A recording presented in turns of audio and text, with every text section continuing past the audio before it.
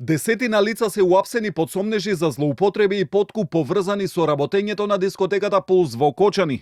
Од МВР потврдија дека по насоки на ОЈО Кочани се преземаат активности на неколку локации низ државата и повеќе детали најавуваат по завршувањето.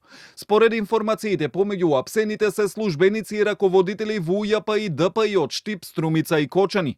Државниот обвинител Љупчо Коцевски не откри повеќе детали, освен дека се сомничат за злоупотреба на службената положба и овластување и давање мито. Се водеше предистражна постапка за лица кои што беа вработени во управата за јавни приходи, а поврзани со на некој начин со кочанскиот предмет, со тоа што во текот на минатиот ден и денеска се преземаат одредени действија, денеска се приведени нешто помалку, по моја информација, околу 10 лица и во моментот се вршат претреси на одредени локации. Само можам да ви кажам во овој момент дека се работи за лица вработени во управата за јавни приходи, а за кривични дела, тоа прва ќе видиме, меѓутоа првичните сознанија се за кривични дела злоупотреба службена положба, овластување и примање и давање мито.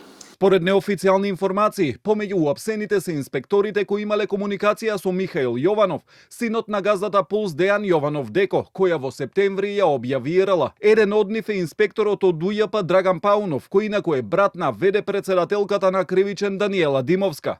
Коцевски потврди дека и овие комуникации се опфатени во предистрагата, а какви злоупотреби се правеле, рече обвинителството ќе соопшти откако ќе биде отворена официјалната истрага. Овој предмет не може да се спои со другиот затоа што нема поврзаност со штетната последица, односно смрт, но другиот предмет веќе влезе во судска постапка и првото рочиште се одржа вчера. Во воведните зборови, обвинителот Борче Јанев посочи и на законските изигрувања околу функционирањето на дискотеката Пулс, кои ги правеле обвинетиот сопственик на дискотеката Дејан Јованов и неговиот син Михаил Јованов. Се што посетил тој го добил, каде што знаел дека не можел да пробие и да го изигра законот, не се ни обраќа.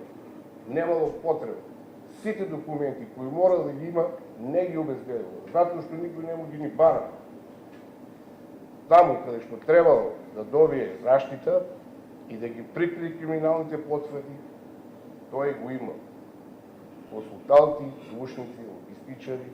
Денеска приведените лица од УЈП и ДПИ се во полициска станица и за нив, како што кажа Коцевски, кочанското обвинителство ќе бара мерки за обезбедување.